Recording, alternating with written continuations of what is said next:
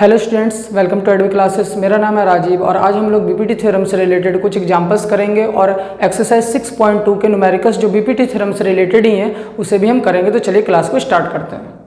चलिए students class को start करते हैं। फर्स्ट एग्जांपल हमारा if a line intersect side A B and A C of a triangle A B C at D and E respectively and is parallel to B C then prove that this. हमें एक triangle A B सी लेना है, उसमें हमें एक line draw करनी है जो ए बी और ए सी को इंटरसेक्ट कर रहा है डी और ई पॉइंट पे और वो बी सी के पैरेलल भी है। तो हमें ये प्रूफ करना है। तो पहले हम एक ट्रायंगल बनाते हैं। एग्जांपल फर्स्ट है हमारा, हमने एक ट्रायंगल बनाया,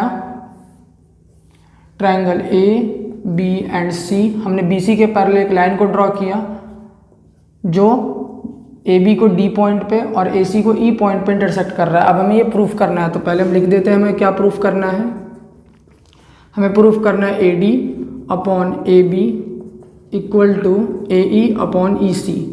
ठीक है, अब यहाँ पर हम इसका सॉल्यूशन कैसे स्टार्ट करेंगे। तो हमें दिख रहा है यहाँ पे एक चीज़ हमें गिवन है, इंपॉर्टेंट चीज़ कि डी ई बी सी के पैरेलल है और ये अदर टू साइड को अलग अलग पॉइंट पे इंटरसेक्ट करिए। जब भी ऐसी कंडीशन होती है यानी ये बीपीटी थ्योरम। अब बीपीटी थ्योरम के अकॉर्डिंग क्या होता है तो हम यहाँ लिखेंगे वी नो डैट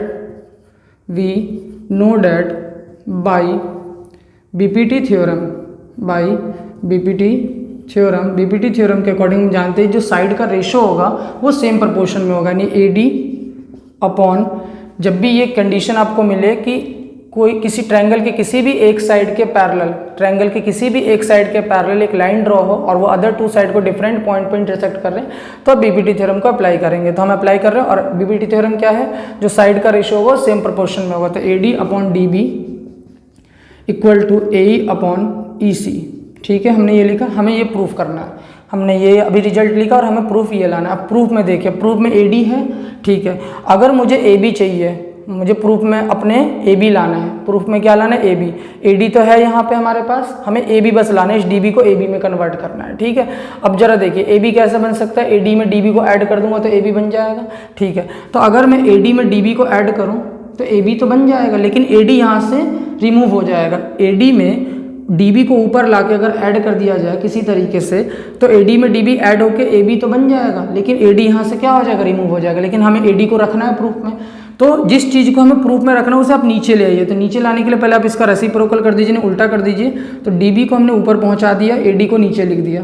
और सिमिलरली इधर भी हमने किया, ई सी को ऊपर पहुँचाया और ए ई को कहाँ लिखा, नीचे लिखा। अब डीबी में अगर ए बी, अब डीबी में ए डी को ले जाके ऐड करें तो भी तो ए बी आ जाएगा। भाई डीबी में ए डी को ऐड करें तो भी क्या आ जाएगा, ए बी आ जाएगा। लेकिन ऐसा करने से हमारा ए डी गायब नहीं हुआ, ए डी का ए डी हमारा बचा रहा।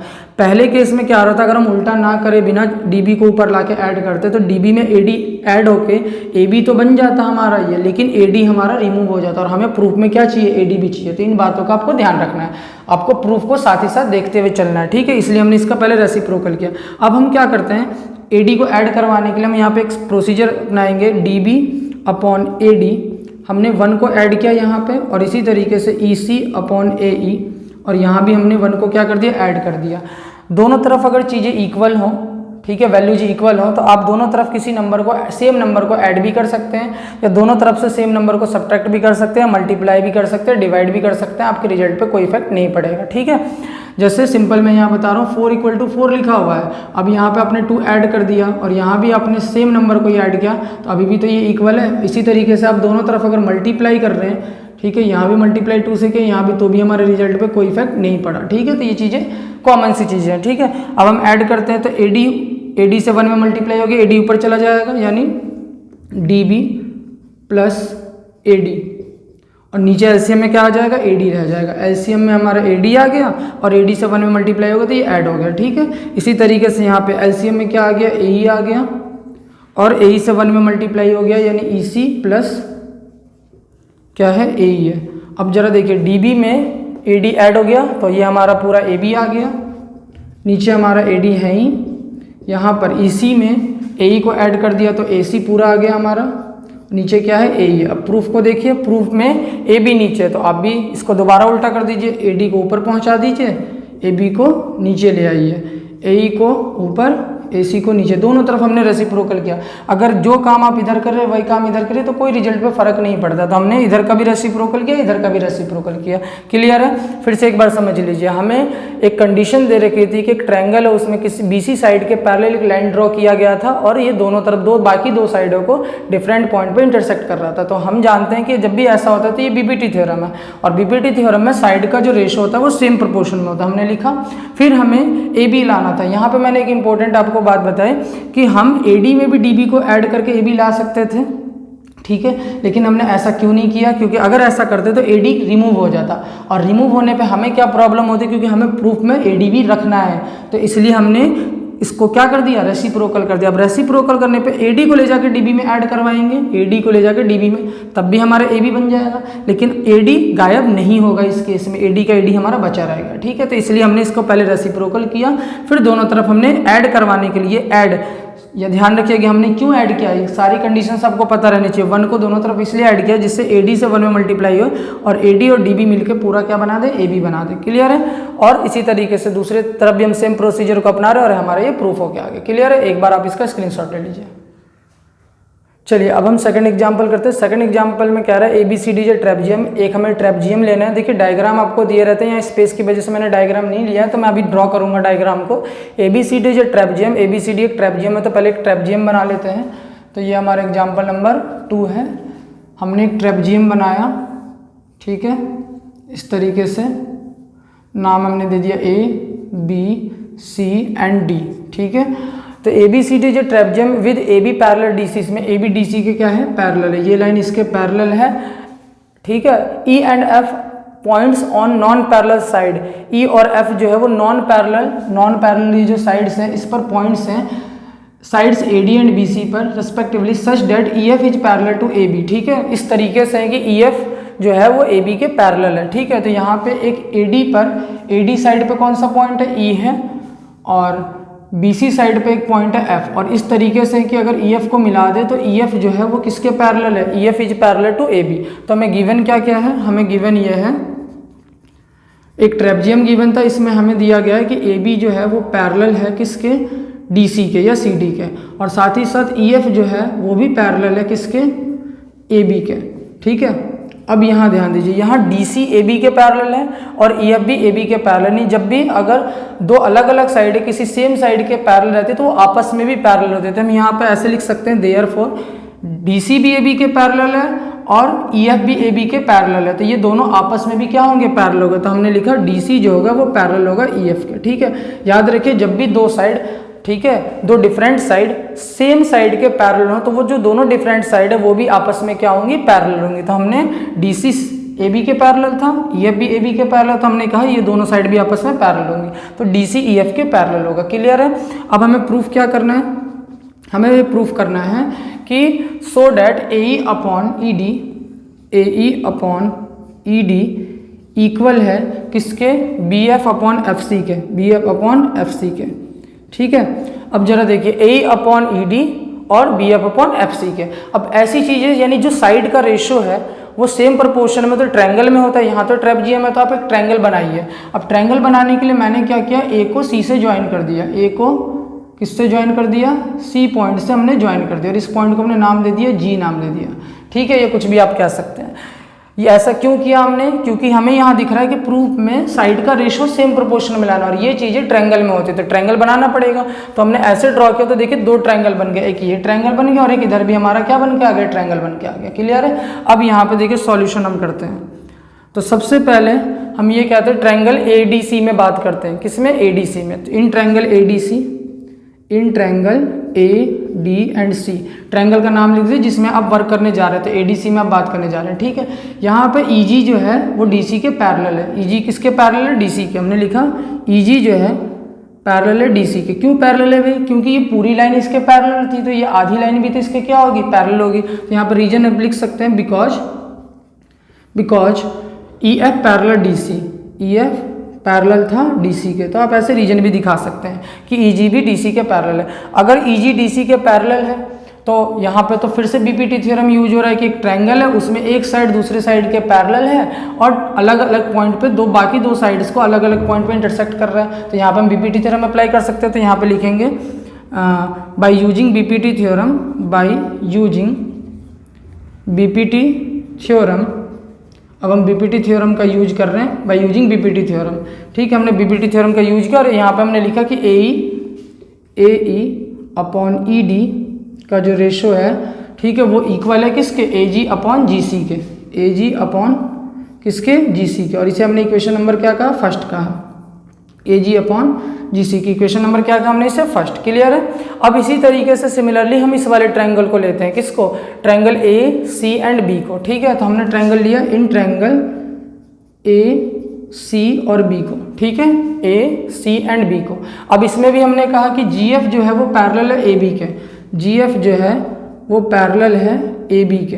क्यों, रीजन हमने लिख दिया बिकॉज ये पूरी लाइन इसके पैरेलल थी, तो ये आधी लाइन भी तो इसके पैरेलल होगी, बिकॉज यहाँ पे हम लिखेंगे इस तरीके से ई एफ ए बी के पैरेलल था, ई एफ जो है वो ए बी के पैरेलल था।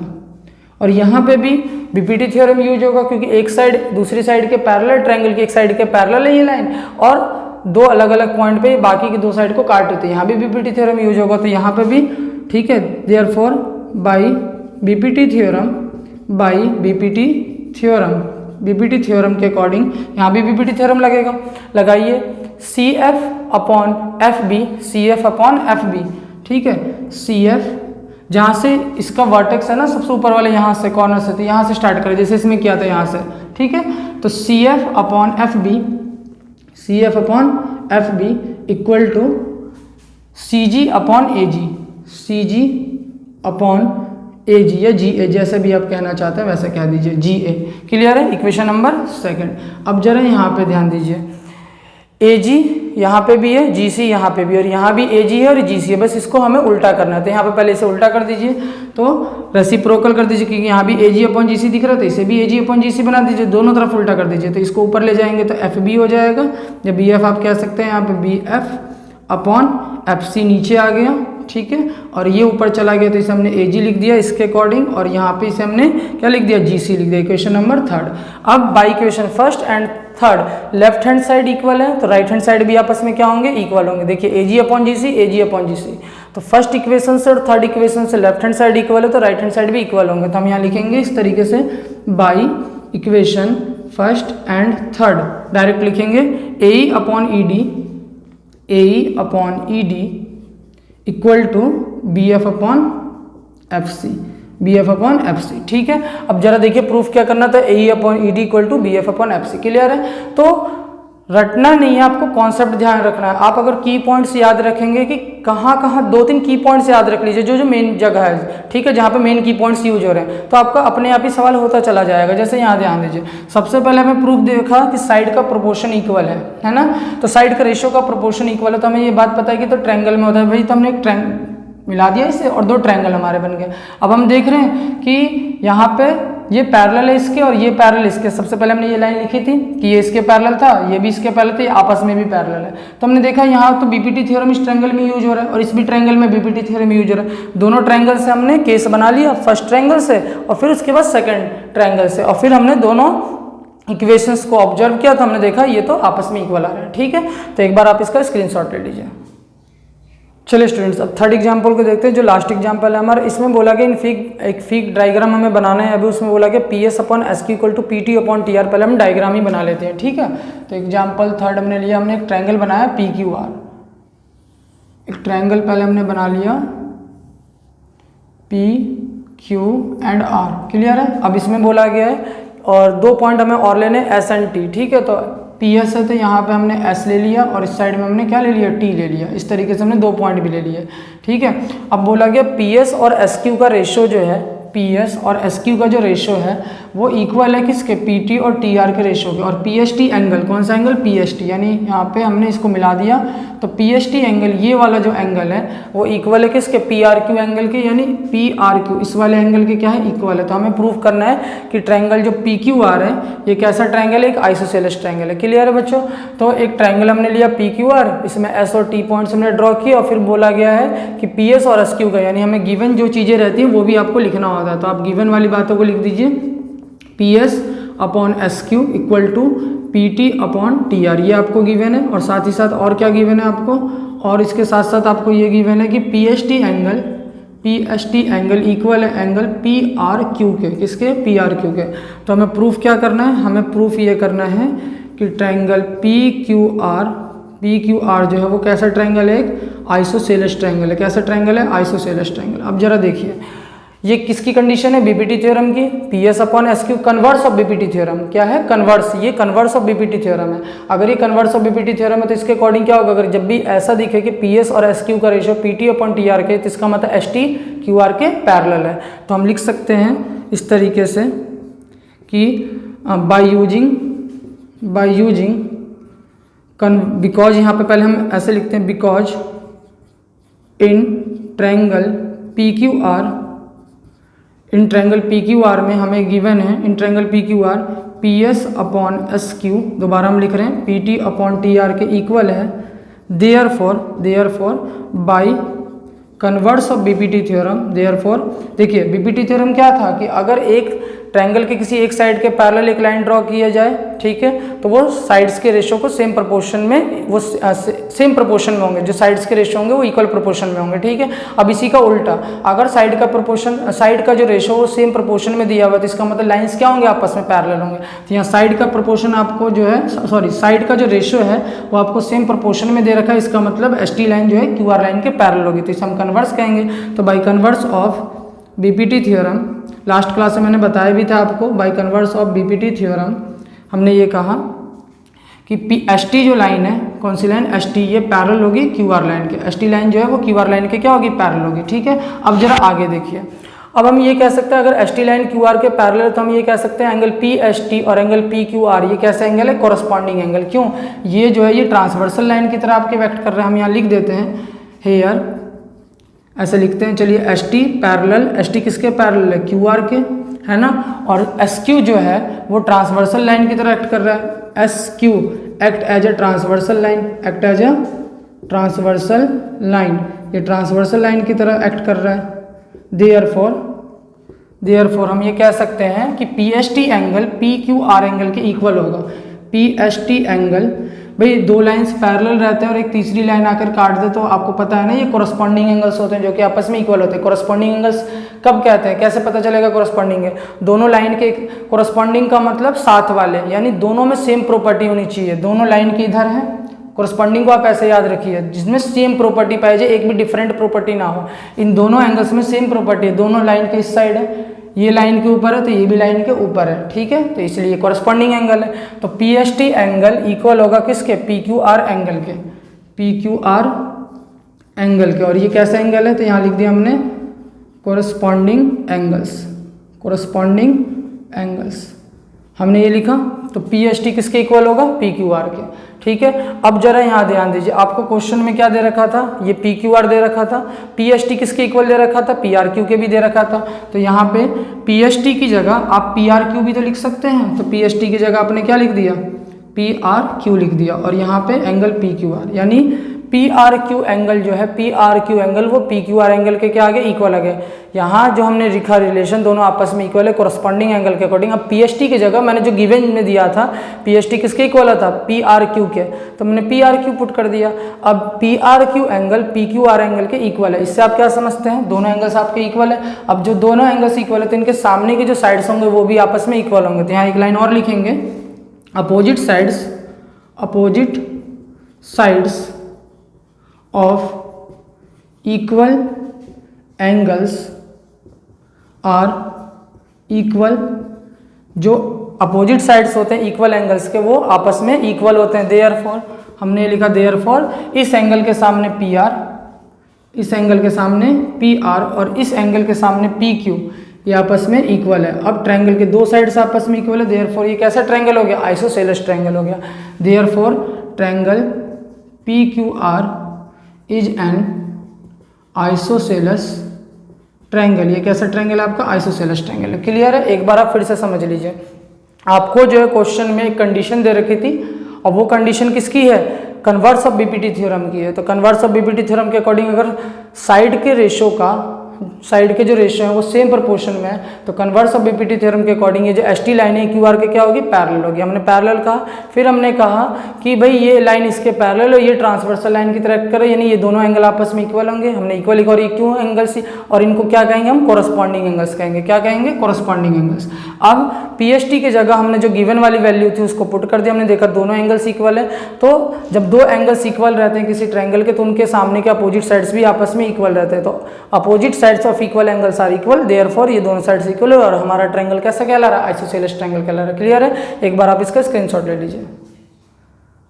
चलिए स्टूडेंट्स, एक्सरसाइज के न्यूमेरिकल अब हम स्टार्ट करते हैं। तो 6.2 एक्सरसाइज है हमारी। इसमें फर्स्ट क्वेश्चन है कि फिग 6.7 में 6.7 के ही दोनों फिग हैं, फर्स्ट एंड सेकंड फिग में डी ई पैरेलल है बीसी के, इस वाले फिग में भी डी ई बीसी के पैरेलल और सेकंड वाले फिग में भी डी ई बीसी के पैरेलल है। फर्स्ट वाले केस में हमें find EC in first case, first वाले केस में हमें ईसी को फाइंड आउट करना है, and AD in second case, और सेकंड वाले केस में हमें किसको फाइंड आउट करना है, एडी को। तो आपको पता है बीपीटी थ्योरम ये अप्लाई होगा, क्यों, दोनों में ये पैरेलल दिया हुआ है कि डी ई बीसी के पैरेलल, यहाँ भी डी ई बीसी के पैरेलल है।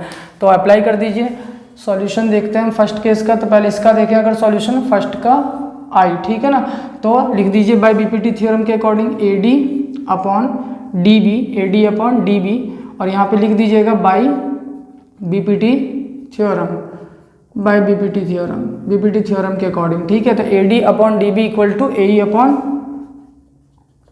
अपॉन ई सी।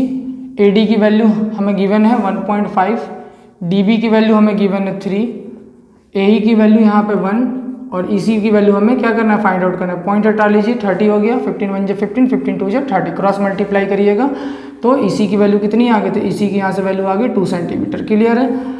सेकंड केस में देखिए, सेकंड केस में क्या बोला गया, सेकंड केस में भी अप्लाई कीजिए बीपीटी थ्योरम, यानी एडी अपॉन डीबी, फिर से एडी अपॉन डीबी, डीबी में डायरेक्ट लिख रहा हूँ, डीबी कितना है 7.2 सेंटीमीटर, ठीक है। ए कितना है 1.8 सेंटीमीटर, एंड यहाँ पे ईसी कितना है 5.4 सेंटीमीटर। पॉइंट से पॉइंट कैंसिल हो गया, 18 3 जा 54, ठीक है, और 3 से इसे कैंसिल आउट करेंगे, 3 1 जा 3, और यहाँ बचे आप 3 2 जा 6 और 3 4 जा 12, तो यहाँ पे एडी क्रॉस मल्टीप्लाई करिएगा तो एडी की वैल्यू कितनी आ गई 2.4 सेंटीमीटर। क्लियर है आप लोगों को, ठीक है। अब सेकंड केस देखिए, सेकंड जो क्वेश्चन है वो देखिए। सेकंड क्वेश्चन में कहा गया है ई and F are point on the side P Q and P are respectively of A triangle P Q R. एक ट्रायंगल पहले पी क्यू आर आप बना लीजिए। तो यहाँ पे कुछ नहीं था इस सवाल में, आपको बीपीटी थ्योरम अप्लाई करना था, और जो नॉन साइड्स थे यानी जो हमें साइड्स पता नहीं थे उसके बारे में हमें बताना था। तो सेकंड क्वेश्चन में हमने एक ट्रायंगल बनाया पी क्यू आर, ठीक है। अब यहाँ पे E and F are point on the side P Q and P R. E जो है वो पी क्यू पर साइड पे मौजूद है और एफ जो है वो पी आर साइड पे मौजूद है। ई पी क्यू पे मौजूद है, ई पी क्यू पे, और एफ जो है वो पी आर पे है, ठीक है। For each of the following cases state whether E F parallel Q are, क्या ई एफ क्यू आर के पैरेलल है, किस केस में पैरेलल है और किस केस में नहीं है, हमें ये बताना है इस तरीके से। तो पहला केस क्या दिया हुआ है, पहला केस हमें दिया हुआ है पीई, पीई ये जरा देखिए रेशियो इक्वल आना चाहिए, PE 3.9, E Q 3 centimetre, E Q कितना है 3 सेंटीमीटर। उसके बाद पी एफ 3.6 है, पी एफ कितना है 3.6 है, और लास्ट एफ आर कितना है 2.4 है। तो हमें यही बताना है यहाँ पे for each of the following cases state whether E F parallel P Q, क्या हर केस के लिए ई एफ क्यू आर के पैरेलल है। तो जरा देखिए चेक करते हैं, यहाँ पे 3 से कैंसिल आउट करेंगे, 3 1 जा 3, 3 3 जा 9, 1.9, 1.3 आ गया, पॉइंट से पॉइंट कैंसिल हो गया। यहाँ पे आप काटेंगे 6 6 जा 36 और 6 4 जा 24, ठीक है।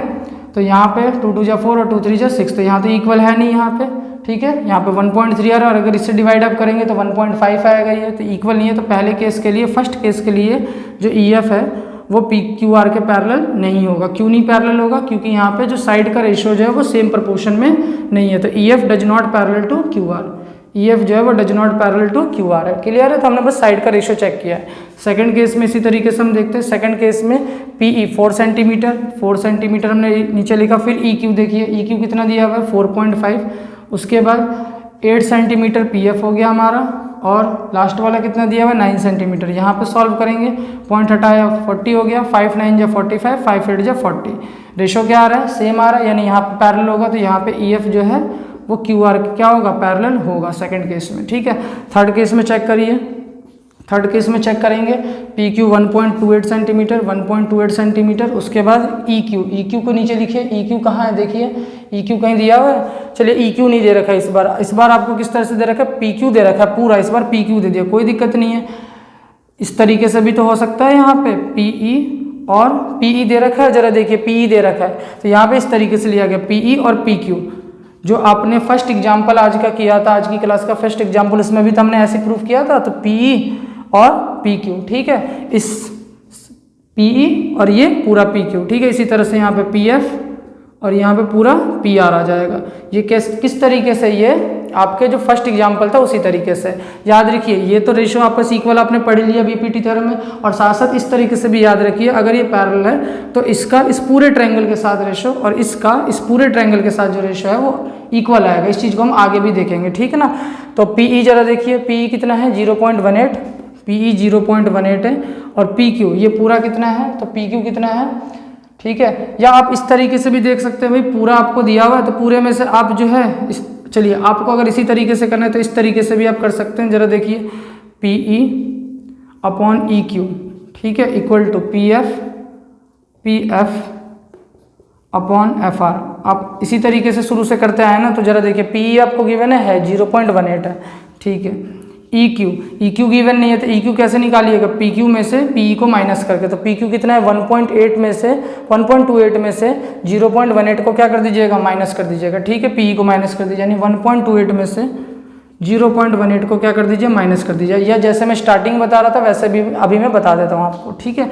और PF आपको गिवन है 0.36 है, और FR निकालने के लिए आप क्या करेंगे, FR निकालने के लिए आप पूरे PR में से PF को माइनस कर देंगे, तो पूरे PR में से PR कितना है 2.56 है, 2.56 में से आप किसको माइनस कर देंगे, FR को, FR निकालना है ना, PF को माइनस कर देंगे, तो PF आपका कितना है, लास्ट में दिया हुआ है 0.36। अब जरा देखिए क्या आ रहा है 0.18, यहाँ तो ये 0.18 था, यहाँ पर माइनस करिएगा, 8 में से 8 गए 0, 2 में से 1 गए 1 पॉइंट, और 1 में से 0 गया 1, तो 1.10, ठीक है। यहाँ पे इक्वल टू 0.36 अपॉन में यहाँ पे माइनस करेगा, 6 में 6 गया 0, 5 में से 3 गया 2 पॉइंट, 2 में से 0 गया 2, पॉइंट से पॉइंट कैंसिल, पॉइंट से पॉइंट, यहाँ भी पॉइंट से पॉइंट कैंसिल है, ठीक है। अब इसे सॉल्व कर लीजिए और देखिए, अगर मैं इसको काटूंगा तो 2 से 18 टाइम्स में, और 2 से 2 1 जा 2, 2 1 जा 2, 0 का 0, दोनों तरफ रेशो क्या आ रहा है, इक्वल आ रहा है। तो यहाँ इस थर्ड वाले केस में भी जो है आपका EF जो है वो QR के क्या होगा, पैरेलल होगा। साथ ही साथ अब दूसरे तरीके से समझिए, मैंने क्या बताया आपको अभी फर्स्ट वाले एग्जांपल में, क्या देखा था हमने कंक्लूजन, कि अगर इस तरीके से साइड का रेशो सेम प्रोपोर्शन में, तो PE का इस पूरे ट्रायंगल के साथ भी रेशो सेम प्रोपोर्शन में, यानी PE और PQ का रेशो जो है PF और PR के रेशो के इक्वल होगा, ठीक है। तो आप ऐसे भी डायरेक्ट कर सकते थे, PE लिखकर और पूरा ले लिया आपने PQ, है ना, और फिर PF लिख के आपने पूरा ले लिया FR। तो इस तरीके से क्या होता है, आपको इस तरह से सब्ट्रैक्ट करने की जरूरत नहीं पड़ती। अब जरा देखिए यहाँ पे भी, यहाँ पर अगर आप देखें तो PE कितना है, PE आपको 0.18 था, ठीक है। PQ कितना था, तो PQ आपको 1.28 था। PF कितना था, PF 0.36 था। और FR कितना था आपको, FR दिया हुआ था, FR, अच्छा PF के नीचे, सॉरी PF के नीचे हम क्या लेंगे, पूरा PR लेंगे ना यहाँ पे, तो PR हमने लिया। PR कितना गिवन था हमें, तो PR गिवन था 2.56। तो सेम चीज़ है यहाँ पे भी, देखिए वही चीज़ आ गई, यहाँ पे काटेगा तो 18, और ये हो जाएगा आपका 2 1 जा 2, 2 2 जा 4, 2 8 जा 16।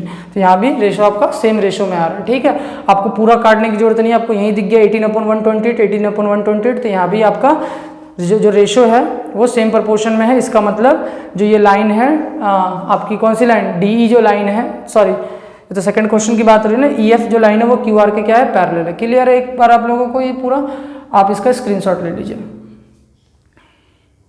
चलिए स्टूडेंट्स, एक्सरसाइज का थर्ड क्वेश्चन देखते हैं। थर्ड क्वेश्चन में कहा गया इन फिग 6.18 इस 6.18 फिग में if LM parallel CB, LM जो लाइन है वो CB के पैरेलल है, एंड NL पैरेलल CD, और LN जो लाइन है वो CD के पैरेलल है, prove that AM upon AB equal to AN upon AD, ठीक है। चलिए तो डायग्राम हमारे पास बना हुआ है ऑलरेडी, तो डायग्राम के अकॉर्डिंग हम क्वेश्चन को करते हैं। क्वेश्चन नंबर है हमारा थर्ड, सॉल्यूशन थर्ड हम देख रहे हैं, ठीक है।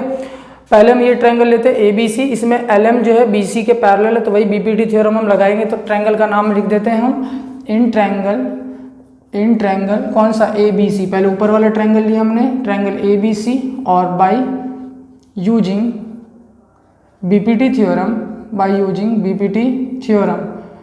थ्योरम का यूज करके हमने इस तरह से लिखा कि AL upon LC upon L C equal होगा किसके, A M upon A B के, A M upon M B के, ठीक है, A M upon M B. Clear है, इक्वेशन नंबर फर्स्ट। और सिमिलरली इसी तरीके से सिमिलरली हमने नीचे वाले ट्रायंगल के लिए भी देखा, in triangle A C D, similarly in triangle का नाम लिख देते हैं ए सी और D, A C D triangle में A N upon N D, A N upon N D का जो रेशो होगा वो किसके इक्वल होगा, A L upon L C के, इक्वेशन नंबर सेकंड। ठीक है, अब देखिए इक्वेशन फर्स्ट में A L upon L C इसके इक्वल और इक्वेशन सेकंड में A L upon L C इसके इक्वल है। ठीक है, तो हमने इस तरह से लिखा A N upon N D और A L upon L C किसके इक्वल है, तो A M upon M B के इक्वल है। ठीक है, यहाँ पे आप ऐसे भी लिख सकते हैं by equation first and second, by equation यानी सब इक्वेशन फर्स्ट और इक्वेशन सेकंड का यूज करके हमने इस तरीके से किया। अब हमें यही प्रूफ करना था, A N upon A D, A N upon A D है यहाँ पे, ए एन अपॉन सॉरी यहाँ A N upon A D और A M upon A B है ना, ठीक है, कोई दिक्कत नहीं है। ये आ गया हमारा A N upon N D और A M upon M B. अब हमें जरा देखिए प्रूफ में क्या बोला गया, ए एन के नीचे ए डी को लाना है, ए एन के नीचे ए डी को लाना है। फिर से वही चीज़, तो हमने क्या किया, हमें ए एन को रखना है ना, तो जिसे बचा के रखना होता है, एग्जाम्पल फर्स्ट की तरह, तो जिसे हमें बचा के रखना होता है, हमें ए एन को बचा के रखना है, तो ए एन को कहाँ ले आएंगे, पहले नीचे ले आएंगे। तो हमने इसका रेसिप्रोकल कर दिया, यानी एन डी को ऊपर ले गए और ए एन को नीचे ले आए। क्यों, इस प्रूफ में हमें क्या चाहिए, हमें ए एन तो चाहिए और साथ साथ पूरा ए डी चाहिए, तो हमें बचा के किसको रखना है, ए एन को रखना है। तो जिसको भी बचा के रखना होता है प्रूफ के अकॉर्डिंग, उसे हम कहाँ ले आते हैं, नीचे ले आए।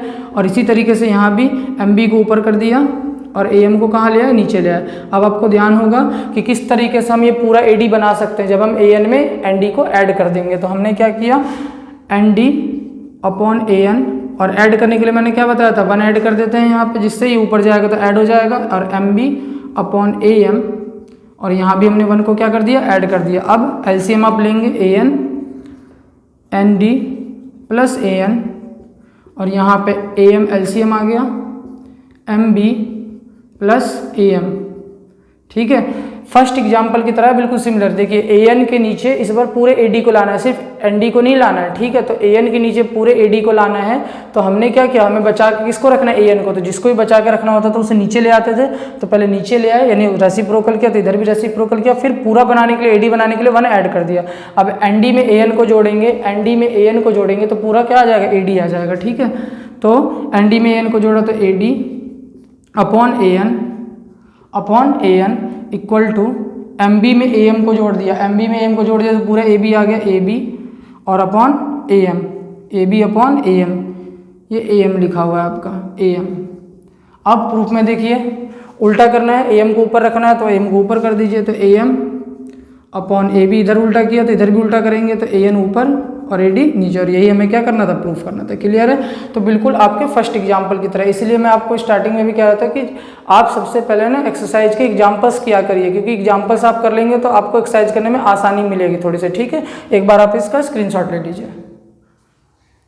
चलिए अब हम फोर्थ क्वेश्चन को देखते हैं। फोर्थ क्वेश्चन में कहा गया figure D E parallel A C, D E जो है, डी ये जो लाइन है डी ई, ध्यान रखिएगा डी ई किसके पैरेलल, एक लाइन से मैं यहाँ से दिखा दे रहा हूँ, डी ई पैरेलल है ए सी के, ये इसके पैरेलल, और डबल लाइन से इसके दिखा देते हैं डी एफ किसके पैरेलल है, ए ई के पैरेलल है। तो डी एफ ए ई के पैरेलल है, और जो आपका डी ई है वो किसके पैरेलल है, ए सी के पैरेलल है। यहाँ मैंने ड्रॉ कर दिया, अब ध्यान रखिएगा एक लाइन यानी दोनों आपस में पैरेलल है, डबल लाइन यानी ये दोनों आपस में पैरेलल है। क्लियर है, अब आपको प्रूफ करना है B F upon F E, B F upon F E equal to B E upon B E, कहाँ है B E, B upon E C के। ठीक है, अब जरा यहाँ ध्यान दीजिए किस तरीके से करेंगे।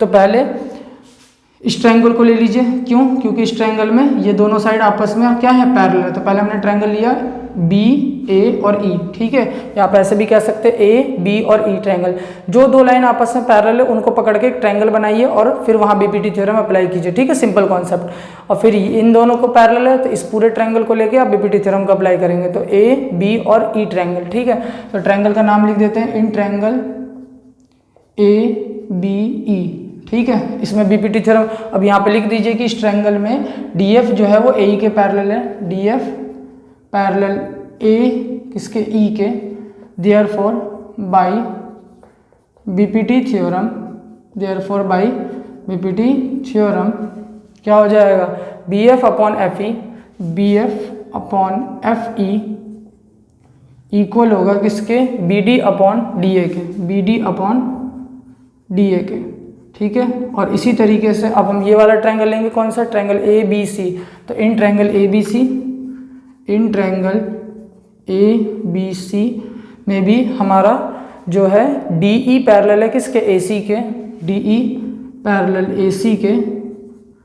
Therefore by BPT theorem, BPT theorem के अकॉर्डिंग, बीपीटी थ्योरम के अकॉर्डिंग अब इस ट्रायंगल को पूरे को ले रहे हैं। तो जरा यहाँ ध्यान दीजिए, लाइन कहाँ, अब यहाँ पे आपको कहाँ तक लेना है, तो ये लाइन इसके पैरेलल है, तो यहाँ तक, यहाँ से यहाँ तक, बी ई तक। भाई लाइन यहाँ तक, यहाँ पे ड्रॉ है ना, तो यहाँ से यहीं तक का तो लेंगे स्टार्टिंग से, तो बी से लेके ई तक का, बी ई अपॉन ई सी, बी ई अपॉन ई सी।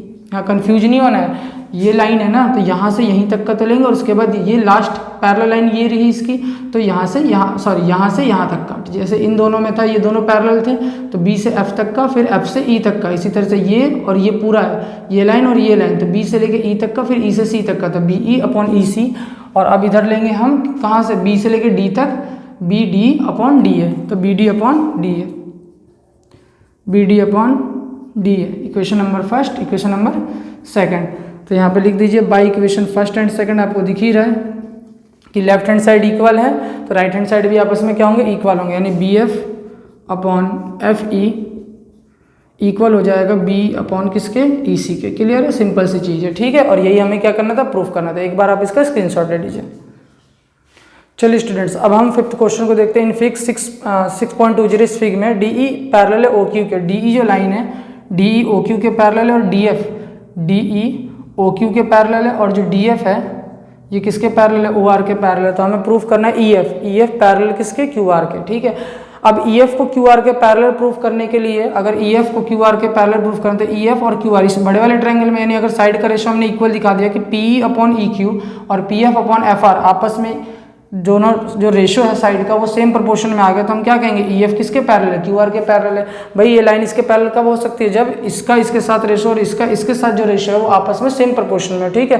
तो जो हमें गिवन है उसकी मदद से हम इन इसके साइड के रेशो को और इसके साइड के रेशो को आपस में इक्वल दिखाने की कोशिश करेंगे। तो पहले हमने ट्रायंगल लिया पी, ठीक है, या ऐसे कह सकते हैं ओ पी क्यू, ये ट्रायंगल लेते हैं। तो इन triangle O P Q, in triangle O P Q. अब इस ओ पी क्यू ट्रायंगल में, ठीक है, ई डी जो है वो ओ क्यू के पैरेलल है, तो हमने लिख दिया E D parallel O Q, therefore O Q, therefore by BPT theorem, therefore by BPT theorem, BPT theorem के अकॉर्डिंग लगा दीजिए P upon E Q, P E upon E Q equal to P D, P से D तक, ठीक है, P से ओ तक मत आ जाइएगा, लाइन ये रही ना पैरेलल, तो पी से डी तक, पी डी और अपॉन डी ओ, सिर्फ इतना ट्रायंगल ले रहे हैं, तो पी डी फिर डी ओ, तो P D upon D O, equation number first. इसी तरह से सिमिलरली लिख के हमने कहा ट्रायंगल किस में, ओ पी आर में, तो इन triangle O P R, similarly in triangle O P R triangle में भी इसी तरह से अप्लाई कर दीजिए, ठीक है। यहाँ डी एफ ओ आर के पैरेलल, तो लिखने की ज़्यादा जरूरत नहीं, आपने सिमिलरली लिख दिया ना, आप डायरेक्ट अप्लाई कीजिए। पी एफ के नीचे एफ आर, पी एफ के नीचे F R equal P D के नीचे डी ओ, पी डी के नीचे D O, equation number second. अब by equation first and second, by equation first and second, left hand side equal to right hand side भी equal, simple, बार बार हम BPT theorem को ही apply कर रहे हैं। तो P E upon E Q, P E upon E Q equal to P F upon F R, हमने ये इक्वल कर दिया, ठीक है। अब जरा देखिए पी ई का ई क्यू, पी ई के नीचे ई क्यू, तो पी ई के नीचे ई क्यू आ गया, पी एफ के नीचे क्या आ गया, एफ आर आ गया। तो इस बड़े वाले ट्रायंगल में, यानी ये जो कंडीशन आ रही है किस ट्रायंगल में आ रही है, इन ट्रायंगल पी क्यू आर में आ रही है।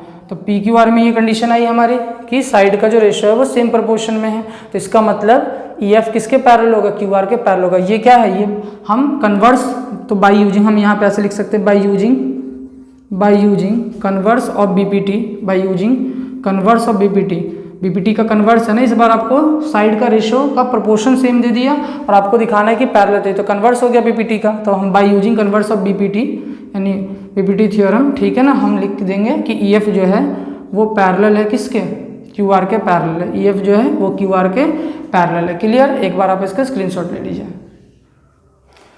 चलिए अब हम ये लास्ट क्वेश्चन देखते हैं, 6 क्वेश्चन। इसमें बोला गया in triangle A B in diagram A B and C are point on O P O Q and O R respectively. जो भी डायग्राम में दिख रहा है कि ए जो है, बी जो है और सी है, ये पॉइंट्स है ओ पी ओ क्यू और ओ आर पे, तो हमें प्रूफ और ये हमें दिया हुआ है कि ए बी पैरेलल है किसके, पी क्यू के। ए बी जो लाइन है वो पी क्यू के पैरेलल है। पी क्यू कहाँ दिख रहा है आपको, ये रहा।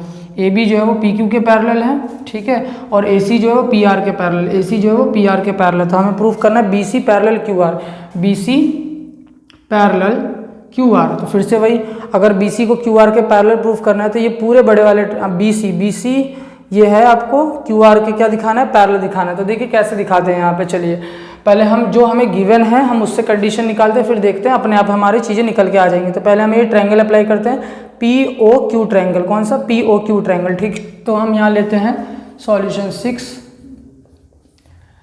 इन ट्रायंगल कौन सा, क्यू ओ और पी, क्यू ओ पी या पी ओ क्यू कह लीजिए। चलिए पी ओ क्यू कहते हैं। तो इन ट्रायंगल पी ओ क्यू में हमें क्या गिवन है कि ए बी पैरेलल है किसके, पी क्यू के, A B parallel to P Q. Therefore by BPT theorem के according, therefore by BPT theorem हम कहेंगे क्या, O A upon A P O B upon O Q के क्या होगा, इक्वल होगा। यानी O A upon O P, O A upon O A upon A P, यहाँ से यहीं तक तो जाएगा, ये पैरेलल यहीं तो जाकर टच हो रही है। तो O A upon A P equal होगा O B upon B Q के, O B upon B Q के। क्लियर। इसी तरीके से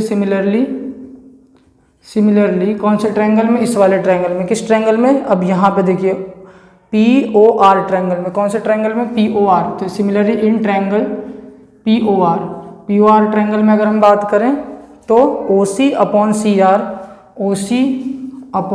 आर इक्वल होगा O A upon A P के, ओ ए अपॉन ए पी के, ठीक है, कोई दिक्कत।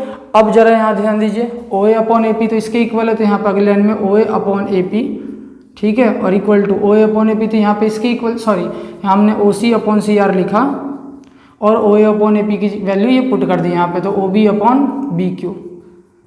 ये कैसे किया हमने, by equation first and second. तो यहाँ पे लिख देंगे by equation first and second. कुछ नहीं किया हमने, यहाँ पे देखिए ये हमने लिखा ओ सी अपॉन सी आर और O A upon A P किसके इक्वल था, O B upon B Q के, तो हमने यहाँ लिख दिया। अब जरा यहाँ ध्यान दीजिए क्या आया हमारे पास रिजल्ट, ओ सी के नीचे सी आर आया, ओ सी, ठीक है, और ओ सी के नीचे क्या आ रहा है, सी आर इक्वल आ रहा है किसके, ओ बी के नीचे बी क्यू के, ओ बी के नीचे बी क्यू के, नहीं ये वाला ट्रायंगल, ये ट्रायंगल, यानी ओ सी, ये किस ट्रायंगल, अब ये जो कंडीशन है ये किस ट्रायंगल के लिए, ये आई इस ट्रायंगल के लिए, किसके लिए, क्यू ओ आर के लिए, किसके लिए, ट्रायंगल क्यू ओ आर के लिए कंडीशन आ रही है ना। जरा देखिए क्यू ओ आर ट्रायंगल में ओ बी के नीचे बी क्यू और ओ सी के नीचे सी आर, इसका मतलब बी सी लाइन किसके पैरेलल होगी, क्यू आर के पैरेलल होगी, ठीक है। तो यहाँ पे कैसे लिखेंगे, बाई यूजिंग, और ये हम इसका क्या कर रहे हैं, अब ये रेशो हमें दे रखा है और हमें पैरेलल दिखाना है तो हम कन्वर्स यूज करेंगे ना।